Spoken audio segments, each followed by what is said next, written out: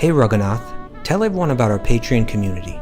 Sure, Kostuba. The Wisdom of the Sages Patreon community is an incredible online yoga resource.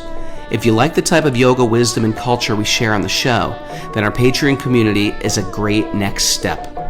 This is a listener-supported podcast, and any level of sponsorship will unlock a wide range of live and archived classes, talks, and even workshops. Raghunath teaches, I teach, and we have a host of other excellent teachers on topics ranging from yoga philosophy, asana classes, storytelling, Ayurveda, kirtan, cooking, meditation, and a lot more.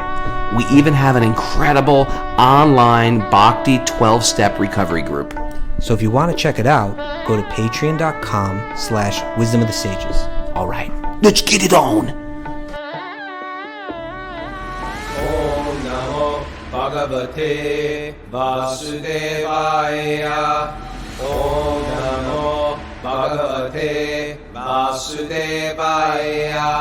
Om Namo Bhagavate Vasudevaya.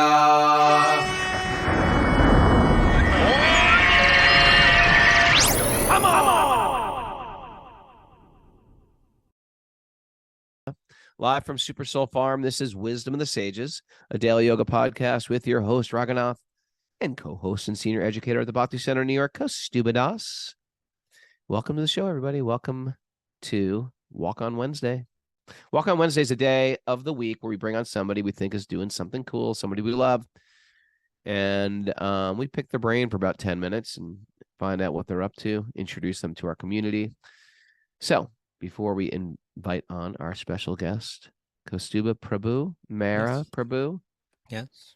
Any announcements I should know about that I'm uninformed about? Right into it this morning. He's just like, Yeah.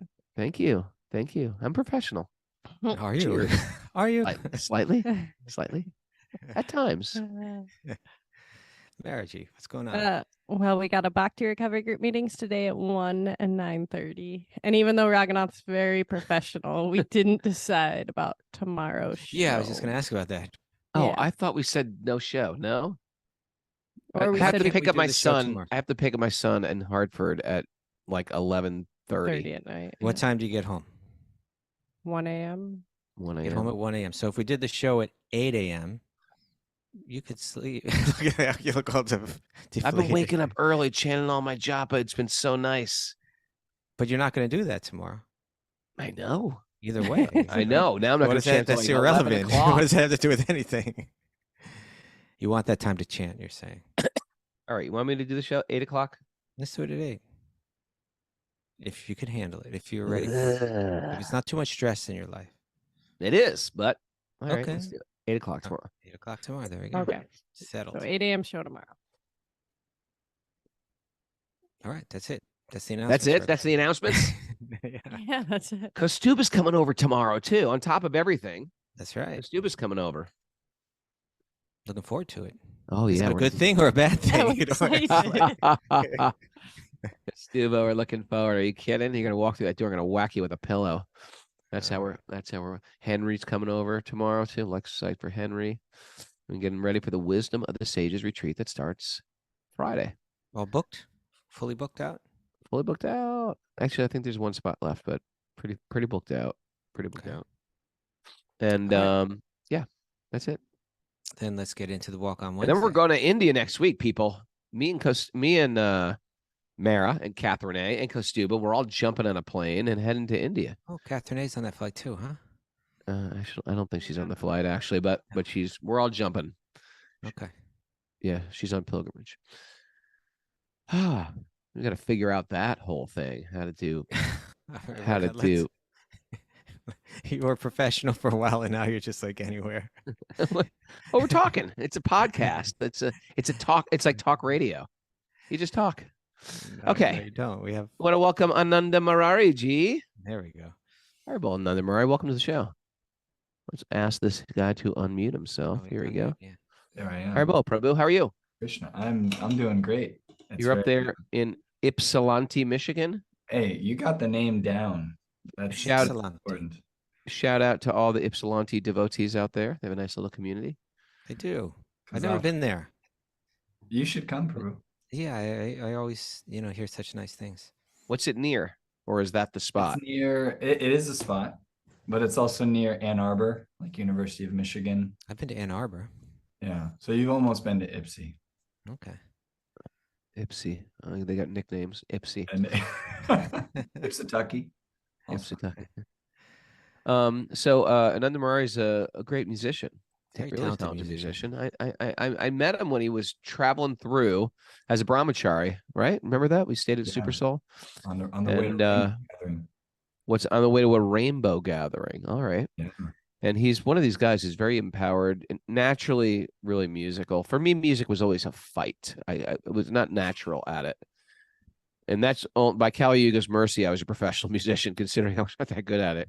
But you're one of those guys who just you can just play anything and everything, and you sound very lovely. And he's got a new record coming out. And before we get started, why don't you tell me how you got into Bhakti in the first place?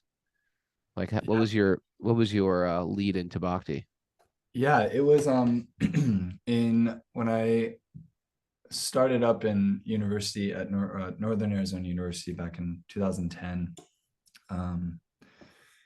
I had already been on a trajectory from high school and really just trying to figure things out and trying to understand the context of my life outside of like the context that my parents had given me. Although my parents are lovely and wonderful, but I was in that rebellious state. So really exploring a lot, but also on a deeper level, really trying to find answers that I didn't even necessarily have articulated, but they were this kind of like burning urgency within the heart. And when I got to the university, there's actually a few monks that had decided to leave a monastery in San Diego, and they ended up making their way out to Arizona, looking on a map, thinking it was like a lush forest. There's like some lush forest area, but most of it's like desert. And so they ended up in the I desert. could have told you that. It's Arizona. Yeah. Why didn't they try Google? They did. That was the thing. They like Google mapped, and then they saw like this forest was Oasis. They were high Arizona desert. looking for the tropics.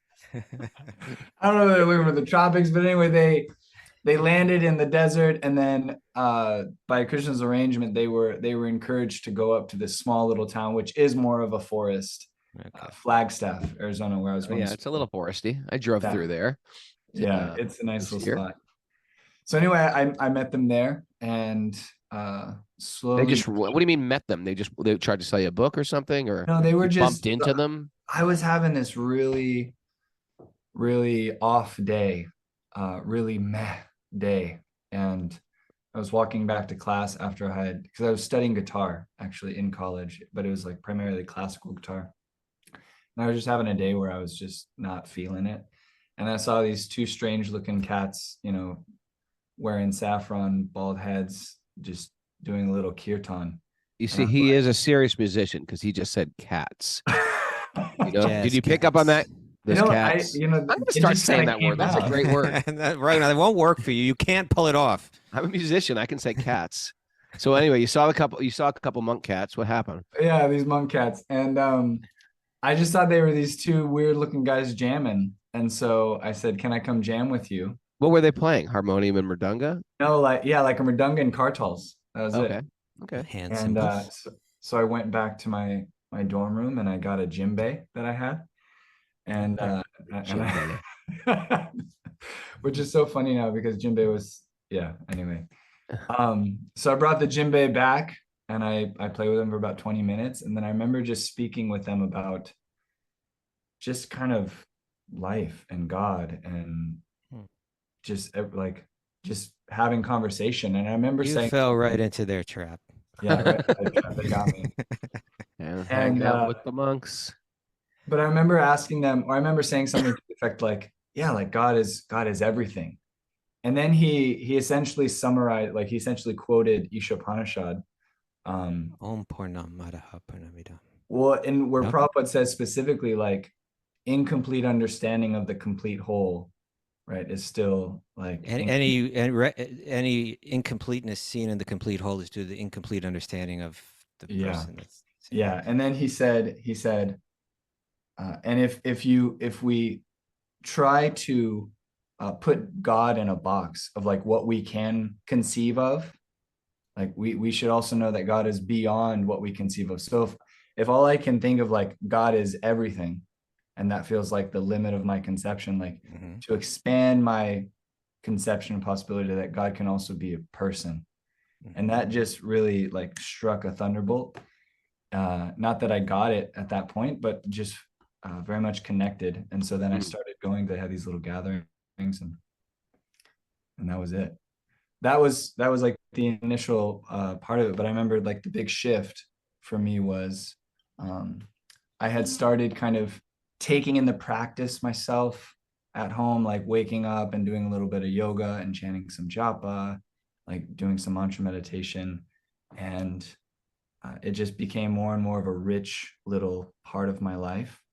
And I remember one night specifically, we'd gather these house shows. I had this band that I played with. A buddy of mine played steel drum, and I was doing guitar. He'd also do some trumpet. It was like this jazzy kind of folky stuff thing.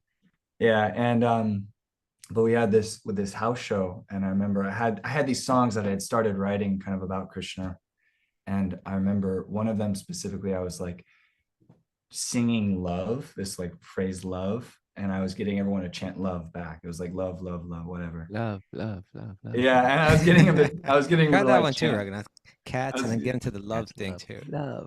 Hey, Okay. love. So I was getting them to chant back, and I remember this stark like contrast that like happened in me, and I was like, there's not really any love here. And I remember like I was cultivating this rich like internal life, this morning practice that I was really feeling nourished from, and like all the things that I had ever wanted, I had essentially had at that point in my life. I like had a really sweet girlfriend. I was living in this cool house, like had a cool band, all the things that I thought I had wanted in high school and growing up. And all of a sudden I had it. And the stark contrast between what I was really feeling nourishment from and what I was experiencing became prominent. And at that point, then I essentially just started kind of phasing out. And within like a month and a half, I ended up just dropping out of everything that was going on in Flagstaff. And I Parents loved that.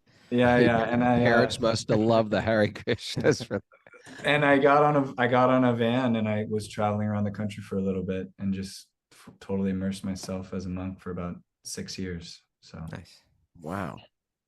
That's what How was happens that? in our Was that story fun? today with That was a good Narada story. Muni and Prajapati Daksha. His sons, they kind of go off to school, and Narada comes along and puts them in a van, and they all take off. Narada puts him in a van. How was monk life? Did he enjoy it? I did, very much so. Yeah, it has installed as such a powerful foundation of just skill set and knowledge, like or tools rather, that I can now really feel confident about framing the rest of my life with. Nice. And that plays out in your music. Yeah, 100%. I think let's talk about your record and yeah, what was cool is that I pretty much took a break from music, obviously, while I was living as a monk, obviously doing a lot of kirtan and meditational music, but there was still a lot to digest. So then for me, I began to see like this desire grow of like, oh, I really want to, like, I still have that inclination to express myself and write music that's related to my experience. So Bury it. Yeah, just bury it.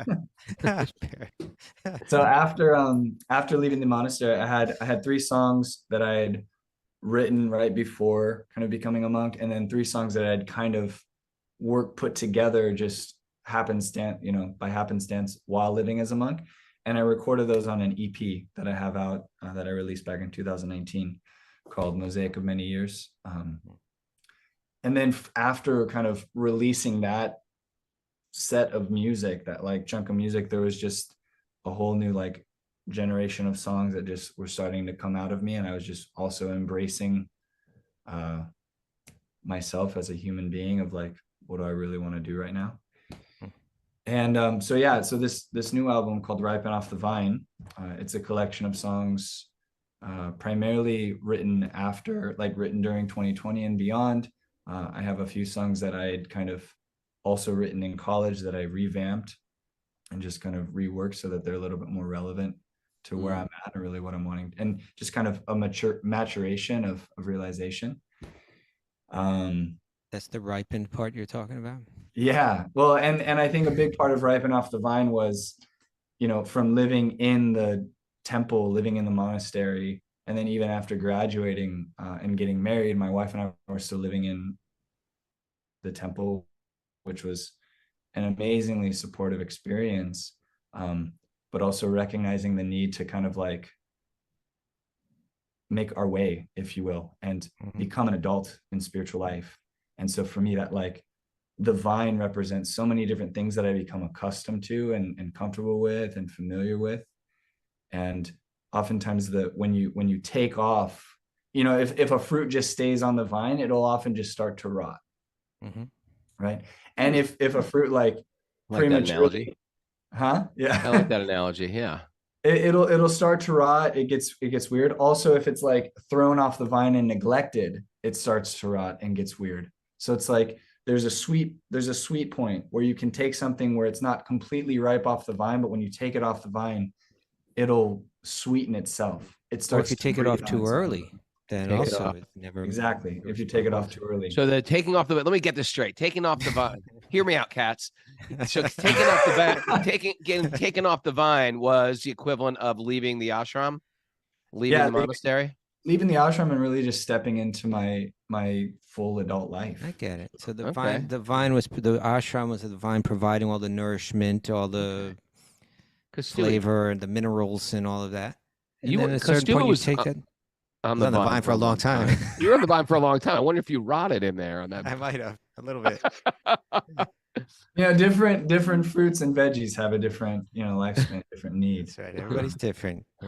and I guess for me, the vine is like kind of in a big way the life shift of the ashram, but also I think one thing I've been reflecting on recently is just conceptions that I have of myself that need to ripen into something different, and sometimes like removing or like processing different conceptions that maybe I have to put to rest or I have to take on. It sounds like it's going to be an introspective record. Yeah, there's some introspection there. Sure. Okay. Warning to those leaving the ashram, you can also rot in the Grihasta ashram. You can rot anywhere, basically. You can rot anywhere. Rotting is not exclusive to brahmacharis. We have a long history of rotting in family life. Okay.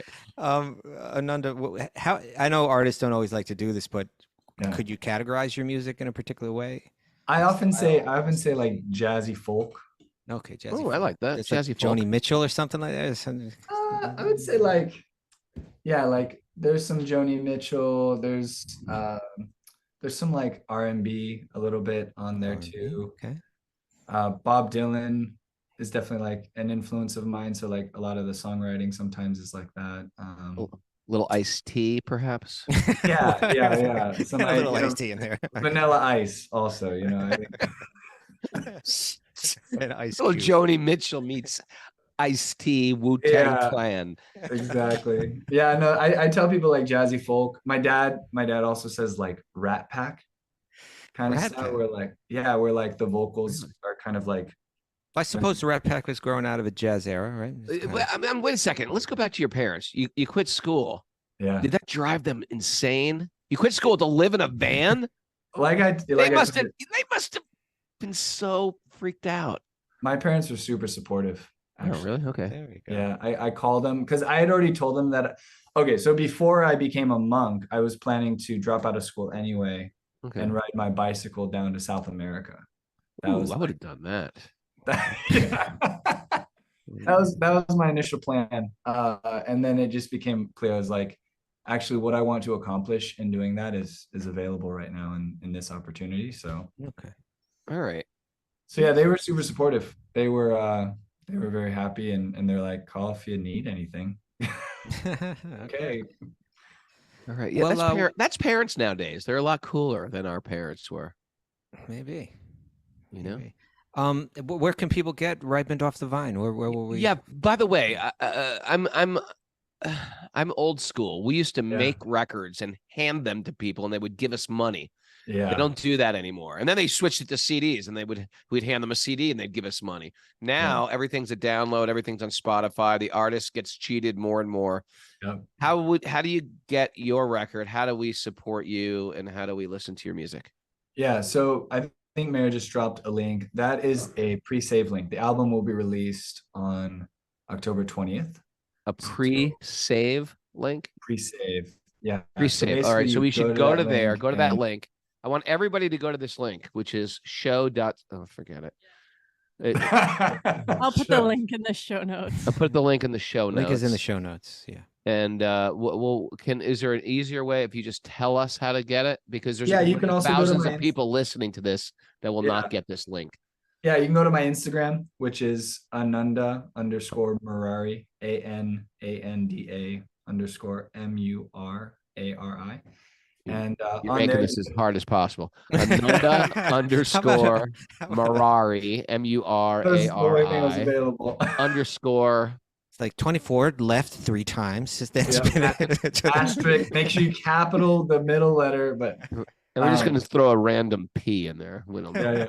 No, so basically pre-saving, what it does is, because artists are getting screwed in so many ways, so then like Spotify will throw us a little bit of a bone. But what it does is that when you pre-save an album, it promotes that album to more like playlists and shows there's some activity around that album, so then more ears will hear it. All right, so we want everybody right now, community. This is where the community bonds together. We're gonna pre-save that record, okay?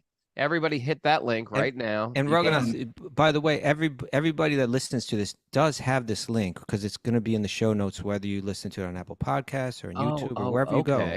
If you're hearing this, where you clicked to listen to this, you can go right there and find this link. Okay, so everybody should do that. This is how our community supports each other. I think you'll like this, Raghunath. There's actually secret treasures that you can unlock. What? The album. Secret. Is it like backmasking? Do you remember that when you were little, Kostubi? If you're under 40, you're not going to get this.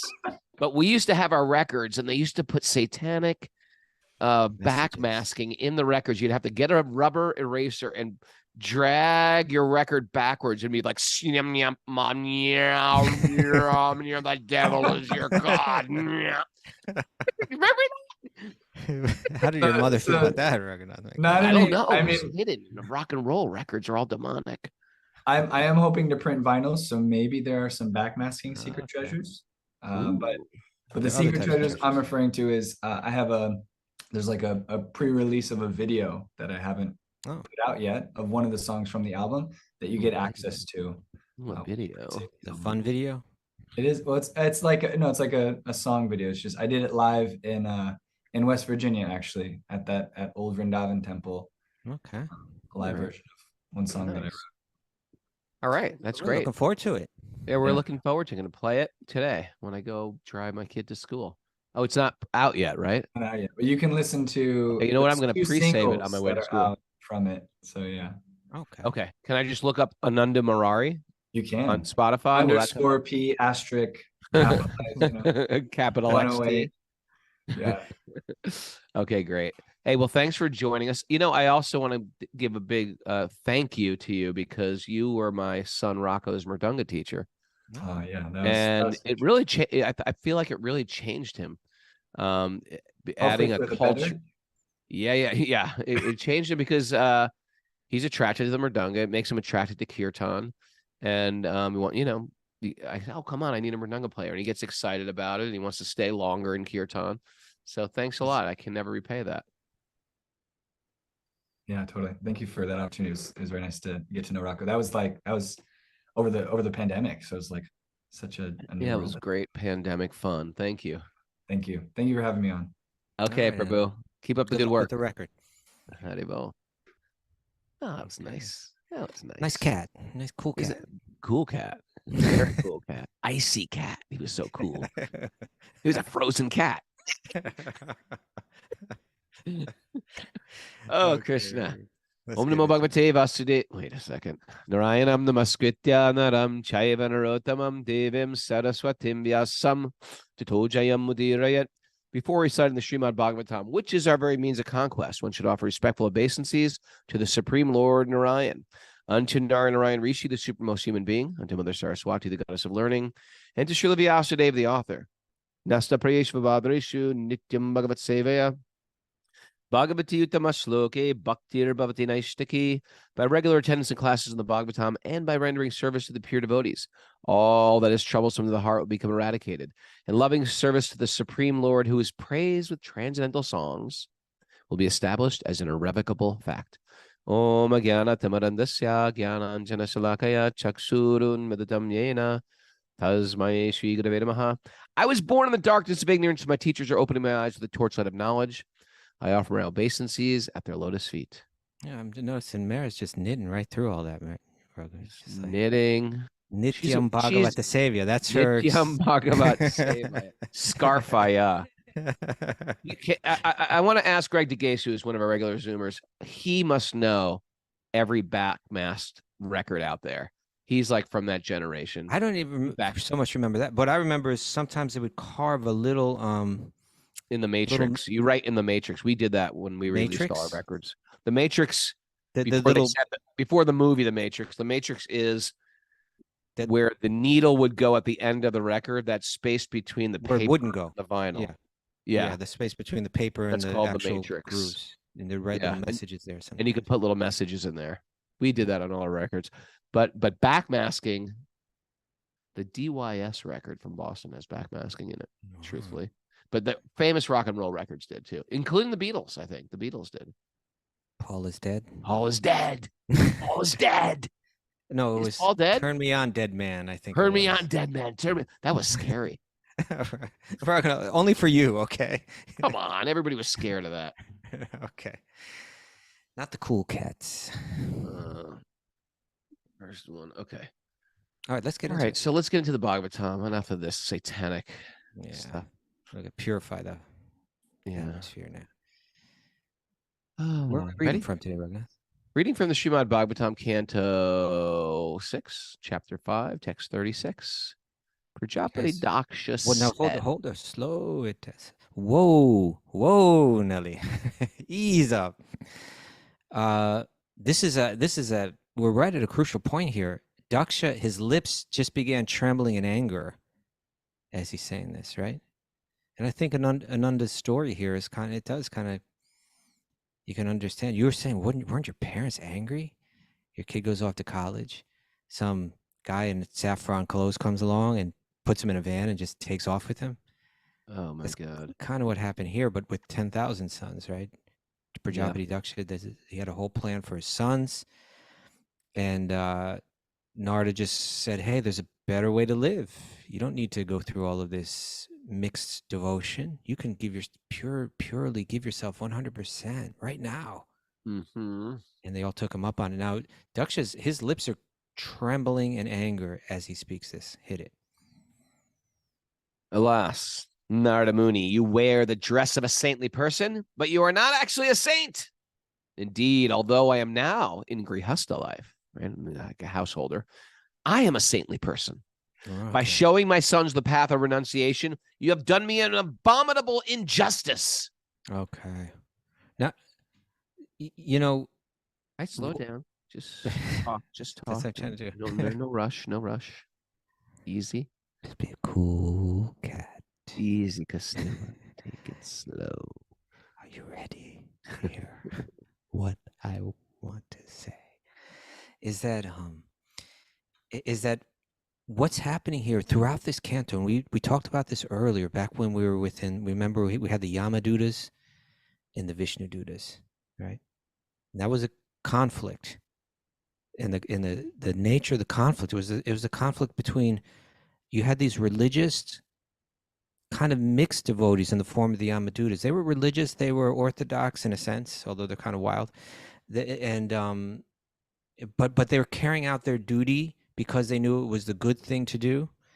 But they didn't understand what bhakti was. That bhakti is something that's beyond that. That all of the kind of whether it's like religious tenets that we have in this world, or the etiquettes, social kind of laws of morality that are there, they're all meant to kind of purify one to the point where the heart is ready for pure love, right? Entirely selfless and entirely loving.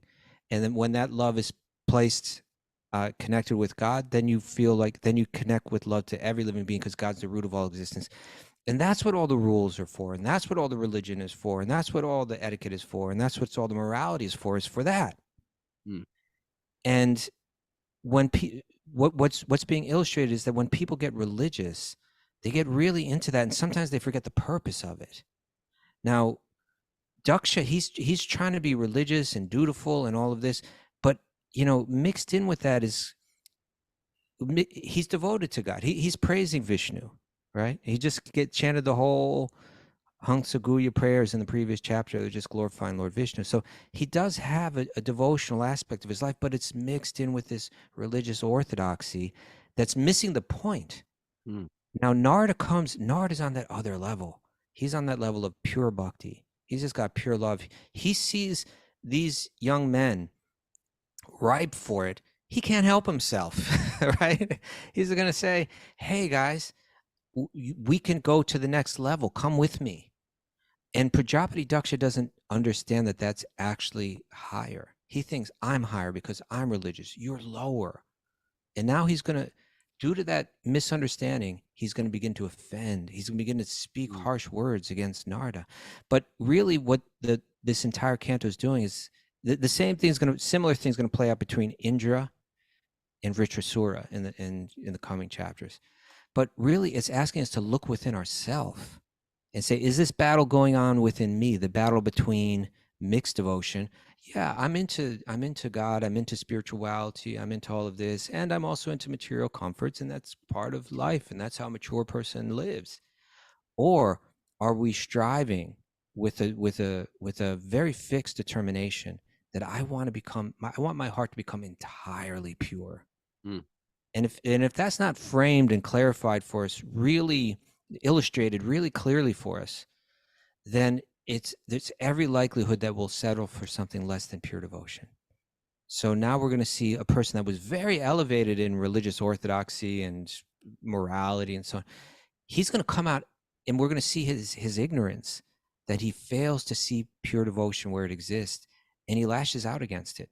And so that's what he's doing to Narada right now. You're not a saintly person. I'm the saintly person. Yeah. By the way, this is like a very reoccurring theme in Vedic texts, in the Puranas. We see that people get caught up in it and they miss that essence. And so we are getting into, if you're new to this, we are getting into a thing that there is lots of rituals and there is lots of traditions. And as Christy was saying, it's meant to serve the higher thing and not the other way around. We're not trying to be the Bhakti ritual team. Let's see how many rituals we can get. We're trying to fall in love, and that's love is still the highest principle. And the rituals can help you serve love, and they can help you get there. And sometimes because the rituals, it's the same thing. We have to do the same thing every day, which gets boring. And we have to be mindful, which is difficult. So how can I do the same thing every day, but with that loving emotion? Like you're chanting 16 rounds today. How can I do it where it's not rote, where it's not, okay, this is the ritual I have to go through today. How can I do the same thing every day, but make each mantra, each intention and blended with my attention to make it work? Anyway. Yeah. No. Now this verse is going to become really clear in this next verse, text 37. Prajapati Daksha said, my sons were not at all freed from their 3 debts. What are the 3 debts? Debt to the parents, debts to the guru. Oh, it's going to debts to great saints, debts to demigods, and debts to the Father. Indeed, they did not properly consider their obligations. Oh, Narada Muni. Oh, personality of sinful action. Whoa. Where did he come up with that stuff, right? It's like, you have obstructed their progress towards good fortune. in this world Good and the fortune. next, because they are still indebted to the saintly persons, the demigods, and their father. And there's your 3 debts right there. Mm. Yeah. So this is a misunderstanding that that the Bhagavatam is here to clarify, right? Yes, there's many Vedic texts that are going to talk about the debts that anybody has in this world, right? That people have done things for us. People are You know, providing things for us. It needs to be recognized. It needs to be appreciated. that's Right. that's a huge step for most people. They just think, It well, I is. got what I got because I got what I got. Yeah. And a lot of people go through their whole life. I don't appreciate my parents. What have they ever done for me? I didn't ask to be born. You know, I'm doing what I'm doing because I'm clever. Actually, we have a debt to our parents. Even if you didn't like your parents, even if your parents weren't great parents, there's still a debt there. There was some love and there was some nurturing. And then, of course, we don't even realize this, but all the elements and the demigods, we have a debt to, right? And then all the saintly persons throughout laying down dharma, the concept of right and wrong that even we grew up in our, Judeo-Christian culture. There's a debt to all the people, even in that culture, we have a debt to them because they gave us some type of like footing in a world that could be completely chaos. And so there, and so Debts there's to the devas because debts they're to the providing devas. whether it's heat or water or food or everything. Yeah. There's someone behind it. Yeah, debt to our teachers. There's so many people we're in debt to, and this like awakening of gratitude is sort of the threshold of our spiritual existence. My entitlement is that's the embodiment of materialism, of ignorance. Yeah, materialism. Sure. Yeah. So Prajapati, what he's saying is one level of human progression where you recognize that debt and you say this debt needs to be paid back. Narada's operating on a higher level. Narada's saying it's kind of like this, and we use this analogy sometimes, right? Say you're a kid, you're growing up in a wealthy family, and when it's time for breakfast, there's servants there, and those servants bring out the food and they lay it down on the table, and they do this for you every day. They clean up afterward. If you don't have any appreciation for those people that are handing you that food and everything every day, then you're ignorant, and you're actually just not really well developed. You're not very mature. But actually the parents are behind that, right? Like the only reason that person is bringing that food is because they're getting paid to bring it to you. It's really the parents that are ultimately behind everything, that are like arranging everything. And Narada, he's saying these boys, they don't owe anything to the devas when you give your life and your heart to Krishna, who's the source of the devas, who's behind everything. So Prajapati Daksha, he's saying these sons, they're not freed from their debts yet. And Bhagavatam is saying, actually, the whole point to the debts is just to prepare you to give yourself fully to God, right? At least recognize these devas. At least pay off your debts to your parents. At least have the humanity and the maturity to appreciate what's being given to you. But if you can see deeper, you see that everything's being given by God. And if you give your heart to God, all your debts are paid.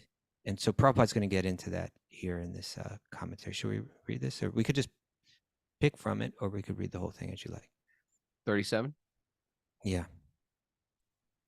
As soon as a Brahmin takes birth, they assume 3 kinds of debts: debts to great saints, debts to the demigods, and debts to the father. Okay. Parents, maybe. It's like that, just to give an illustration of this, because it's very hard for Westerners to buy this, right? What do I owe to my great-grandfather? But I was, and I've shared this story before, but I'll try to do it briefly. Back at the Broome Street Temple on, which is a little temple that Eddie Stern and I kind of ran. We used to, every December for the Gita Jayanti, for like the day that the Bhagavad Gita was spoken, we would do a ceremony where we would have the fire. We would chant the entire Bhagavad Gita, the Sanskrit verses, and then with each one, Svaha, you make an offering into the fire. And they would chant those verses very fast. And at the end of the chapter, for the guest, I would speak a summary of the chapter. And we just do the whole thing. It'd take about 4 hours. And there was a priest there, Priest Prakash. He would always come and he'd bring his son, Pranab, I think was his name. And And the son was just like 8 years old, but he knew all these shlokas and everything, right? And he was getting trained up. He was good. I think he was even winning these contests out in Pennsylvania, like Bhagavad Gita contests for the kids. And at one point I was a topic similar to this came up, and I said, like, take Pranav here. His father is training him already. You can see he's 8 years old. He already memorized most of the Bhagavad Gita. He knows the mantras that we're chanting. He knows the rituals that we're chanting. He knows this because his father taught it to him. Where did his father get it from? His father got it from his father. And we don't know how far this chain goes back, right? This could go back like for centuries and centuries, that one father has been handing this down to the son. And it's something that there's a kind of a healthy sense of pride in, that this is our contribution to humanity, that for centuries, this lineage of this seminal lineage, has taken up the service of serving humanity through this knowledge and through these rituals. Mm-hmm. And so when you're born into it, you don't want to be the one that breaks it and say, this has been going on. I'm the guy that didn't care anymore. And I just, no, I'm grateful that I've been given this knowledge and I've been given these teachings, and I will also share them. I have a debt, and I pay that debt in the following way. So this is built into Indian culture, this kind of it obviously can be used to guilt people out and create all kinds. I mean, but it's helpful. I think with that family lineage, you don't want to let your parents, your grandparents, your great-grandparents, you don't want to let them down. There's a sense of indebtedness. There's a sense of indebtedness. Where we value freedom. In the American culture, it's like there they value this kind of the strength of the lineage, and they value conformity to that, in a sense. And in American culture, we throw all that out, and we're like, free. It's all about freedom. I'm doing what I want. No one can tell me what to do. Yeah. Sometimes we even get a little arrogant about our own spiritual. I got into Krishna consciousness when I was young, and I was, I was a searcher. I was a thinker. I was a nonconformist. Okay. We don't even realize that even our getting into bhakti, it's one, from the mercy of another person. Mm-hmm. And also it could be from not even just a parent, but a grandparent when you were born who just prayed for you. We don't realize how in debt we are to people who were, that generation, that the great generation. You really caught up with that generation, right? That was a great generation. That great generation was a great generation. They were like a very religious, often very spiritually focused generation. Yeah. And sometimes we have to appreciate, like, we can subsist. We might be subsisting now due to their prayers for us as little children, Okay. Yes, you will not admit it. No. I just admitted. I said okay. Okay. All right, let's continue this commentary. The son of a Brahmin. The son of a Brahmin must undergo celibacy, brahmacharya, to clear his debts to the saintly persons. He must perform ritualistic ceremonies to clear his debts to the demigods, and he must beget children to become free from the debts to his father. In order to cut that off, right? Yep. Prajapati Daksha argued that although the renounced order is recommended for liberation, one cannot attain liberation unless one fulfills his obligations to the demigods, the saints, and his father. Since Daksha's sons had not liberated themselves from these three debts, how could Narada Muni have led them to the renounced order of life? Is this where we're going to get to the verse? Well, come on. You didn't see it there? No, I didn't see it. Didn't see that. That is the next sentence. I'm going to say it because it's such a beautiful. Well, why don't you read the sentence leading up to it first? Apparently, Prajapati Daksha did not know the final decision of the Shastras, right? The sacred literature, as stated in the Bhagavatam 11th canto. Devarshi bhutapta nrinam pitrinam nakinkaro nayam ranicha rajan sarvatmanaya sharanam saranyam gato mukundam parihritya kartam. Translation. Everyone is indebted to the demigods. Well, let me read the translation. I'll read the translation for that. Okay. One who has given up all material duties and has taken full shelter of the lotus feet of Mukunda, Krishna, who offers shelter to all, is not indebted to the demigods, great sages, ordinary living beings, relatives, friends, mankind, or even one's forefathers who have passed away. Since Mhm. all such classes of living entities are part and parcel of the Supreme Lord, one who is surrendered to the Lord's service has no need to serve such persons separately. Powerful stuff. Continue. I used this verse when Gopal, our good friend, was leaving his body. Mhm. Was that last year? Last year. Because he's a responsible person. He felt like I have debt to my children. I have a debt to my spouse. I have a debt to my mother. And that those debts, that's what a grihasta does. Grihasta is always trying to take care of everybody, take care of all their material duties. And I had to I went through this verse and I said, listen, you were that father, you were that great son, you were that good husband, you have one more debt left.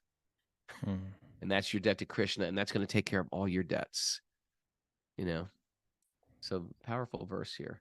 Powerful verse. Especially if you feel you're in debt. Especially if you're about to declare bankruptcy.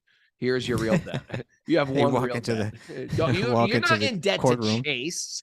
You are not in debt to Bank of America. You are in debt to Krishna. He's your biggest debt. Okay. Okay, why don't we move on to the next verse? All right. Text 38. 38.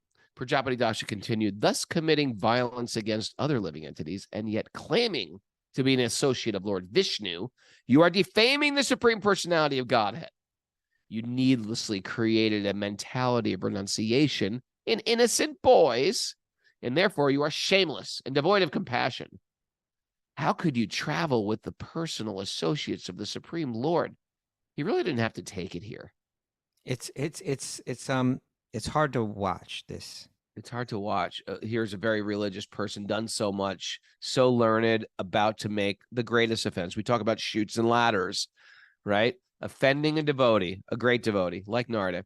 That is the ultimate chute. You land on, if you know chutes and ladder, you roll the dice and you land on the chute, the slide, and you go, all the way back to the beginning. In this case, beyond the beginning. You go back to, you drift to the lower planets and pretty great offenses like this. Yesterday, Raghunath, we had that nugget. What was the nugget about again? Oh, it was Rumi. Love. It was Rumi, and he was saying that it's not that you have to go out and try to find love, but you just have to remove the barriers that you've set up that prevent you from experiencing it, right? Well, it's the classic, person who can quote any verse, be it a Bible verse or a Bhagavad Gita verse. They can quote, they know the rituals. They just don't know how to treat other people. It's such an important part of our tradition, how to treat yourself and how to treat other people. There's no question. And so we mentioned yesterday that here's Narada. Narada is not anything that Prajapati Daksha is saying right now. As a matter of fact, Narada is he's so deeply spiritual, so deeply realized, so deeply fully embodying divine love that he's managed to take Prajapati Daksha's whole lineage, right? Like his whole family tree, which is a family tree of kings, who live in great opulence, who generally get bewildered or distracted from the goal of life. And he's managed to deliver them all to divine love. He's radiating divine love on that level, and everybody's getting it. You go right down, Dhruva got it, Prachini Barhi got it, the Haryashvas got it, the Shalyashvas got it. The whole lineage, Narada's delivering them, and one person's not getting it. One person's missing out, and that's Prajapati Daksha. What's the barrier that he built? And you're getting right to the heart of it, Raghunath. It seems like his pride, right?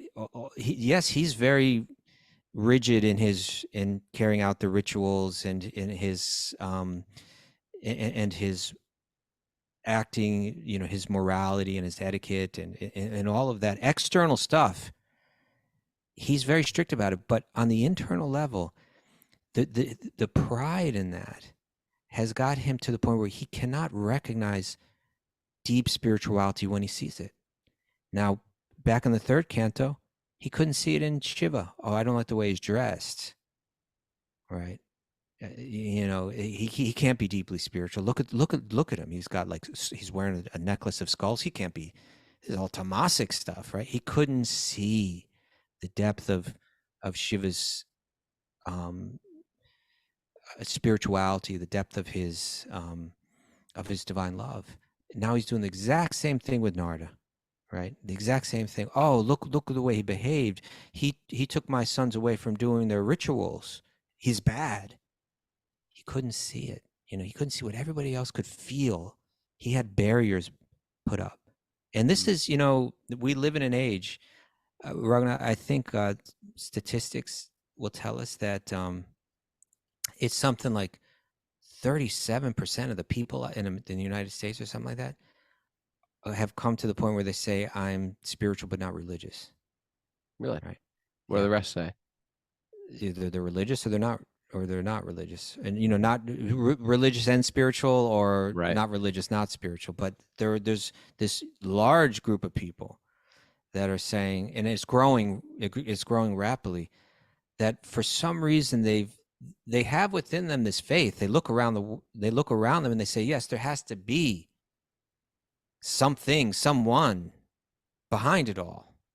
And I do want to connect with that, and I do want to understand that, but religion is not delivering it for me.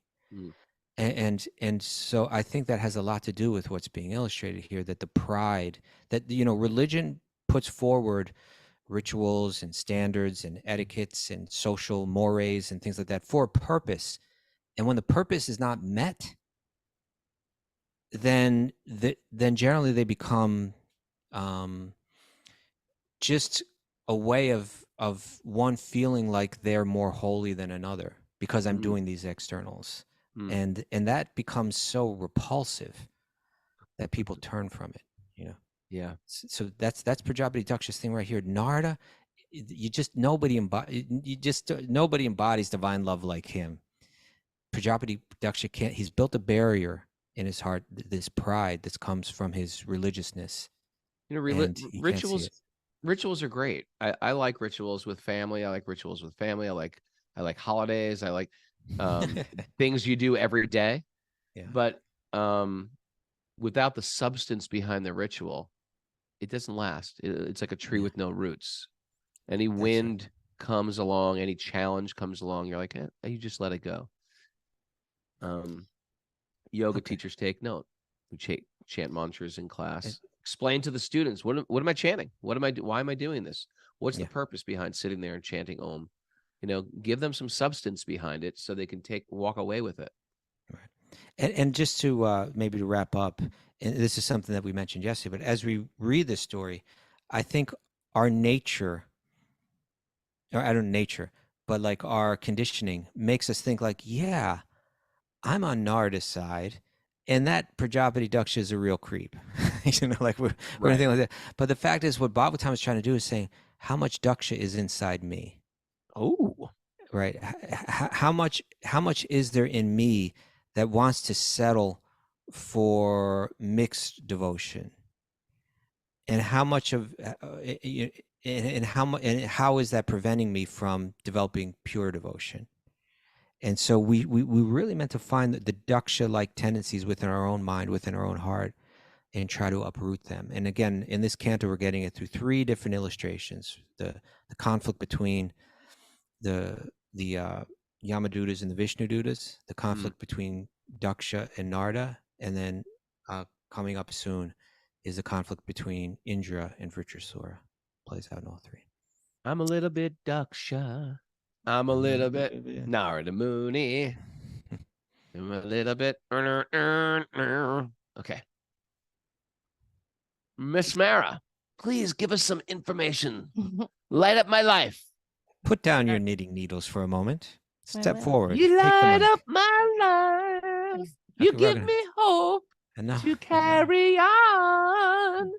You light up my day. You're bursting into song, and I haven't even started my takeover. And fill my heart with love. It cannot be wrong when it feels so right. Okay, Ready? what we got? Don't rot on the vine in the ashram or grihasta life. How about just don't rot? Don't rot wherever you are. The rules and rituals are meant to serve love. Like that one. Don't miss the point with religious orthodoxy. Boring T-shirt, but I understand the principle behind it. We got to keep these things sort of sexy and fun. Do we? Yeah, because we're their takeaways. Their takeaways mean they've got to be catchy. They've got to be concise. They've got to be meaningful. Read that one again. Don't miss the point with religious orthodoxy. Yeah, that's not going to work. Oh, I'm not going to buy that mug. Okay. Okay. How many mugs would you buy? I'll tell you. I'll tell you if I buy it. Recognize and appreciate our debts. Yes. Buy that mug. With a little resentfully, you'll buy the I'll mug. buy it, but whatever. Awakening gratitude is the threshold of spiritual life. There's a mug. That's a mug. Is the battle between mixed devotion and material comforts within us. Give your heart to God and all your debts are paid. Boom. There's a mug. There's a T-shirt. There's a tattoo on your neck. We subsist on the prayers of great souls and our ancestors. Very good. Very good one. Offending a great devotee is the ultimate shoot. Yeah. Yeah. We get it. It's an inside joke. How much Daksha is inside me? How much Daksha is inside me? Don't let pride be our barrier to divine love. Yeah. Yeah. Pretty good. Pretty good. Pretty good, man. And now this better be good. and then the Murari is one icy cat. He's one icy cat. He's one cool cat. All right. Well, you know what to do. Get Ananda Murray's CD save it. 8 o'clock tomorrow, right? 8 o'clock tomorrow. 8 o'clock tomorrow. We're going to do this. Thanks to everybody for joining us. Thanks everybody for joining us on Zoom. Join us on Zoom. You can do it. You can hang out with us. It's more fun, I think. wisdomofthesages108@gmail.com. Email Miss Mara. Don't forget, we're going to Italy. If you want to come, it's already filling up. It's Italy next year, June 11th. A week in Tuscany. We're staying in Villa Vrindavan, this great temple in the Tuscany hills. We do great little excursions. We do a lot of kirtan. Maturananda Road Rage will be there. Yes. Go to wisdomofthesages.com/events. You can sign up or you can check out for more information. Patreon members, want to give a shout out, a big thank you. Because I feel like I don't say it enough, but thank you so much. And if you want to support what we're doing, go to patreon.com/wisdomofthesages, because this is a community-supported podcast. We have a great community, and I want to thank everybody for enriching my life with your presence. You go on to Patreon, guess what happens? You get to unlock the goodies. Treasure trove, the vault, classes and workshops and various our good friend Roddy Cage is going to come on I think next week, and he's going to give a 4-part series on astrology for Patreon members. Lots of stuff there. We're working on redoing the whole website so you can get to all these classes really easily.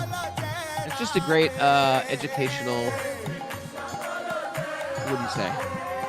What's it called? Mara, talk to me. Treasure trove. Treasure trove. I guess it's just a treasure trove. It's a trove. I don't think I've ever used the word trove except for treasure. Kostuba? You ever use the word trove? Not very often. Not often, huh? How about ancestors? Do you say ancestors a lot? Occasionally. My ancestors. In dint of your ancestors' trove, thou shalt Bye. Fie on you, Mr. Kostuba. Fie! Kostuba's coming. Guess who's picking you up from the train station? Henry. Oh, you know that? Yep. I was going to make up a crazy name. And guess what you're getting for dinner? Oh. No, he can guess. You got to guess. Well. But I'll give you a hint. hope. Me and No. Megan Trucker might need them all. Yeah, don't lock them away before I get up there. The vegan sushi. Vegan sushi trucker.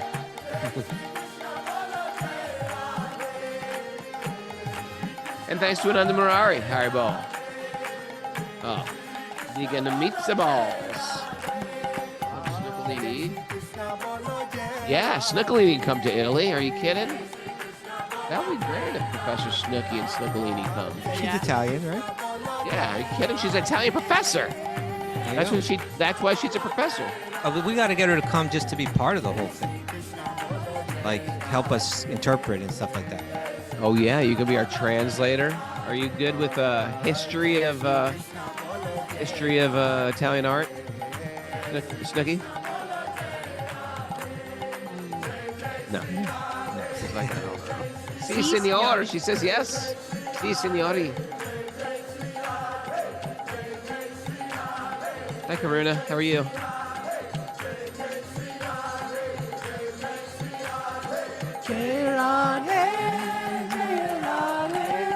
What else is here today? We're looking around. Oh, I got to do puja right now. Yep. I'm running late. It started today. Now it's all falling apart. All right, you guys. Listen, it's a beautiful day for a beautiful day. Let the magic continue to flow in a big Haribo. See you soon, Kastuba. Whoa.